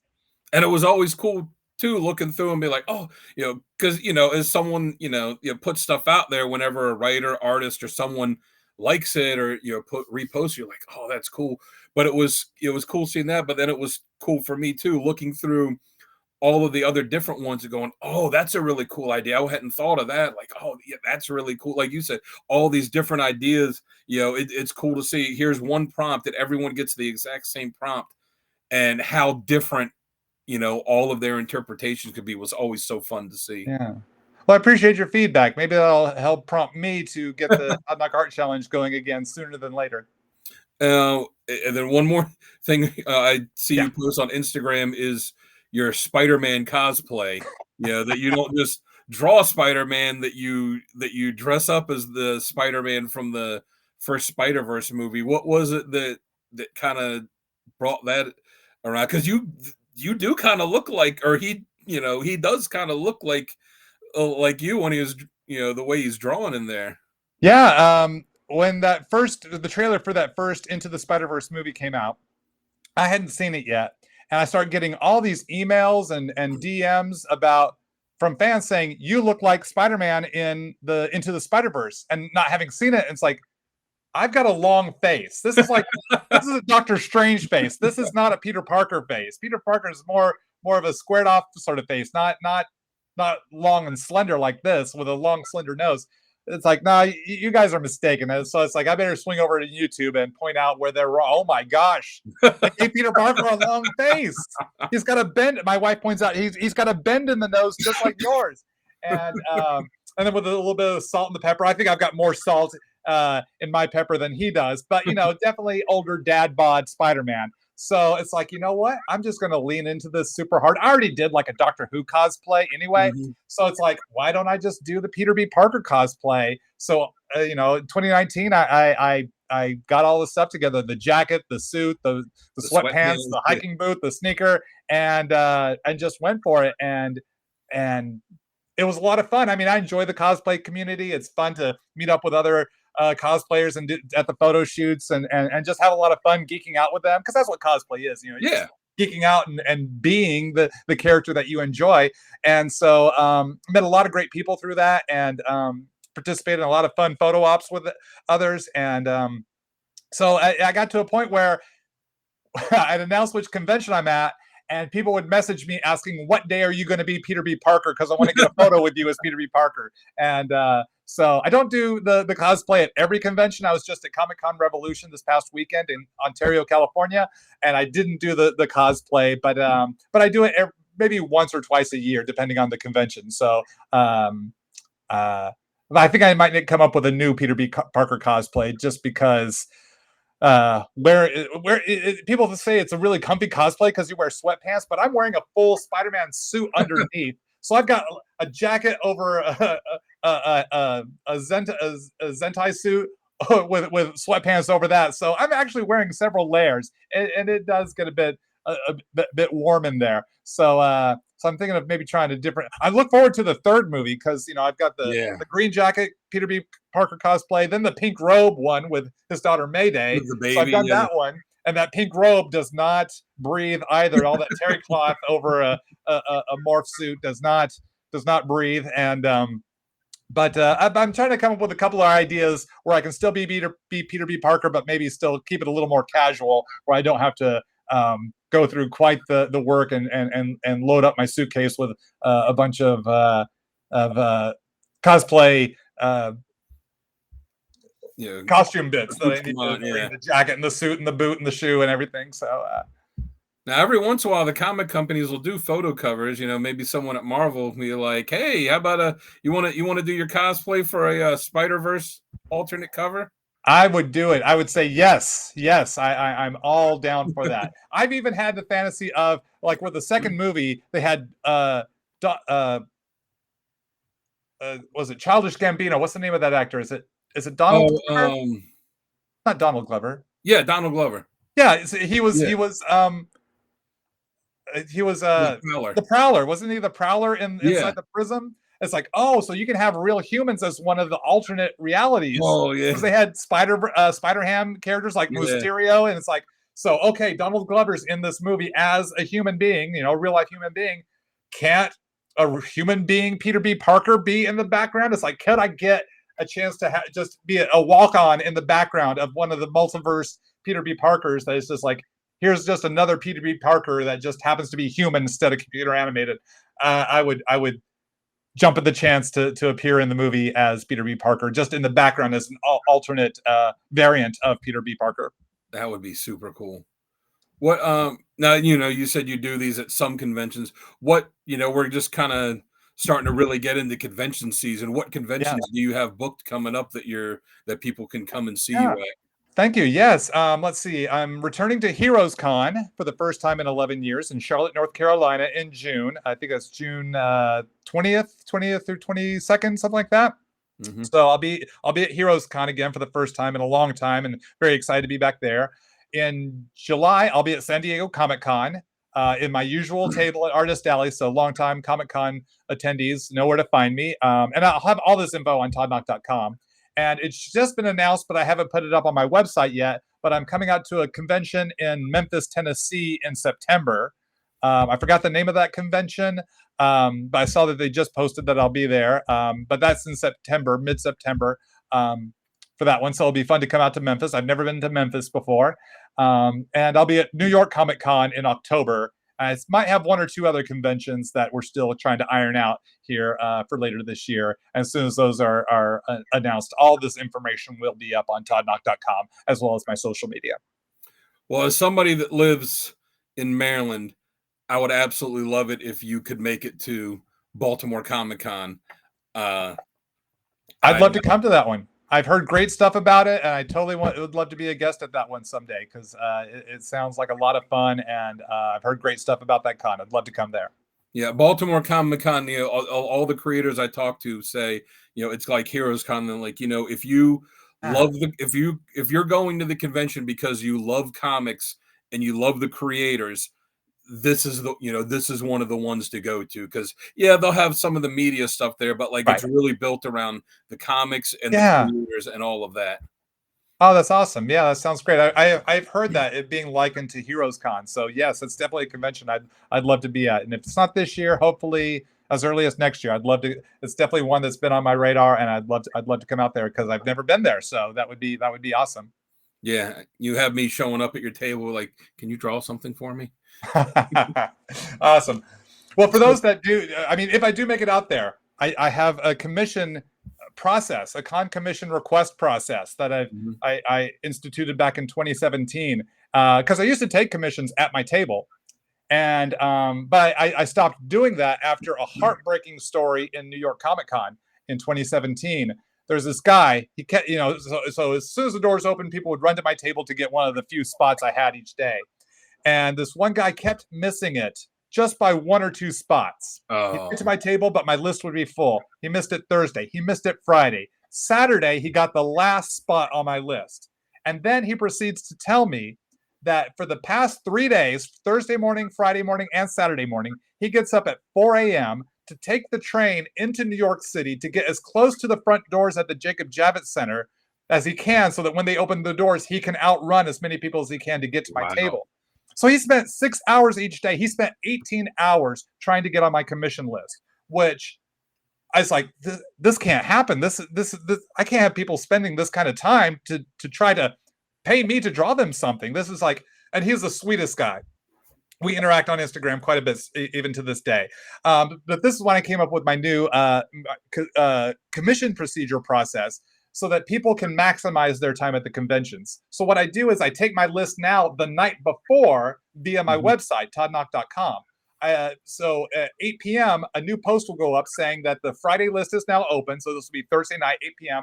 The Friday list is now open, and there's a code word. And that code word goes in the subject of people's emails, and then in the email is like your name, the character you want, the type of commission, alternate characters. Do you want me to draw it on your sketch cover, my artboard, things like that. But Mhm. waiting until 8 p.m. It levels the playing field so that people don't have to because not every person can get as close to the front door or is physically adept to run to a table, Yeah. to get to. So it's like I don't want it to only go to the fast and the strong. I want everyone to have an Yeah. option. And so, because this way, you send an email and either you're going to make my list or not, whether you run to my table or you send me the email. And this way, you only have to spend a minute or two to send me an email, and then you're going to get a reply saying you made the list or not. And you can devote all the rest of your time for that weekend towards other aspects of the convention, and you don't have to worry about trying to get to my table as soon as the doors open at 10 a.m. And it made it a lot less stressful for me. And people have now, that I've been doing it for so long, they kind of understand my process. It's like, yeah, it's like I just send an email, and then I can like worry about getting to somebody else's table or Yeah. getting a lineup for some exclusive. They don't have to worry about trying to get to my Mhm. table anymore. It's just send the email, and then it's like, okay, that's done. And that now they can focus on another aspect of the convention. That's smart. That's smart. Yeah. Do you do commissions just at conventions, or do you kind of do them throughout? Take them throughout the rest of the year as well. Yeah, I do. I do draw studio commissions as well, but that list is closed because I back a long time ago I just started taking names and putting them on a list, and the list was growing crazy fast. Like I think I was up to like 300 requests, and I was only on like Wow. request number 25. And it's Oh like, wow. because I do them in my free time in between projects, and it's just like, oh boy, I got to stop this because this list will keep growing exponentially, and I'll never get them done. I don't take payment up front. It's always your name's down at the top of the list. Do you still want a commission? If so, we discuss. Here's the price. They pay. I draw. I send it out. So I've not taken any money for those 300 commissions. Want to make sure that's clear. But I closed that list.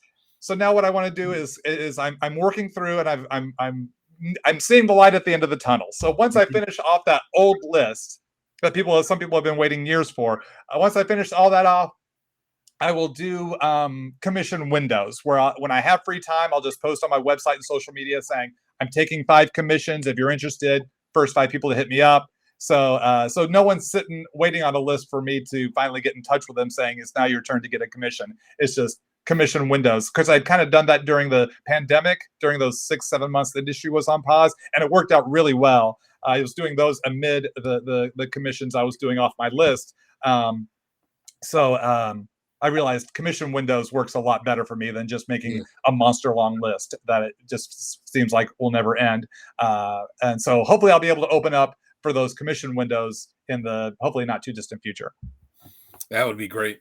Um, so you said you do it between work, between jobs. So what do we asked about the history of the DC universe. What else do you have coming up? I know you said you have more of the iconic Marvel covers coming up. Mm-hmm. What other series or covers or anything you have coming out that we should look out for? Nothing I can talk about just yet. So Okay. right now, make sure you get the new history of DC Universe #1, and keep an eye out for my iconics. There'll be some other covers that I've done for other titles that I'll be posting about on my social media as well as soon as they are announced or released. I always post that each Wednesday if I have a book coming out. Hey, make sure you grab this when you're at the comic shop. So I try to keep everybody up to date as to what books are coming and what books are out that day, or out that week at the very least, as best I can. So the only thing I'm allowed to talk about right now are the iconic covers and the new history of DCU. All right, but there is other stuff that's There's coming. other stuff, absolutely. Yeah, it's just on double secret probation, Oh yeah, probation for what you could talk about. exactly. I can never get ahead of the publisher. I have to wait for them to say first, then I'm allowed to talk. Well, we'll definitely keep an eye out for it. Thank you so much for taking time out of your day to sit and talk with me. It was an absolute thrill. Like I said, you're one of my favorite artists. So, when you messaged me back and said, "Yeah, I'll do an interview," I was like, "Oh my god, this is What? fantastic." So thank you so much. You're welcome. I appreciate the invite. Thanks for enjoying my work, and thanks for this chance to hang out here and chat on your channel. I wish you all the best. Thank you. So, yep, check him out here online. Again, throw these all up for everyone. For his Instagram on there, for his Facebook on there, and I don't even think I threw this one up. Your YouTube channel where you do the art videos too, and I like watching this. I'm a terrible colorist. I don't have good markers, but I like watching you. Where you're where you're doing it with, the Copic markers and like, oh, okay, it's, so that's how it gets to here with the shading and the different colors Mhm. and all that. So if you're interested in, in learning art or expanding your skills, his videos on YouTube are fantastic for that. Thank you. And I hope to have more videos up soon. I know that the projects have kept me away from getting new videos up as regularly these past year or two, but there are more videos to come. But right now, there's about like 300 plus videos, so there's plenty of content for new viewers to check out while I try to get new videos drawn, shot, and edited to Yeah. upload. So, and then make sure check us out online, codecstation.com. There's merch and you meet the team. There's links to all of our socials. So, again, thank you again so much for taking the time out of your day. And for everyone else, until next time, we'll catch you by the spinner rack. Hey coders, if you like that, give us a subscribe. And if you want more content like that, definitely check out the videos above. Hope you enjoy it. There's a lot for everyone.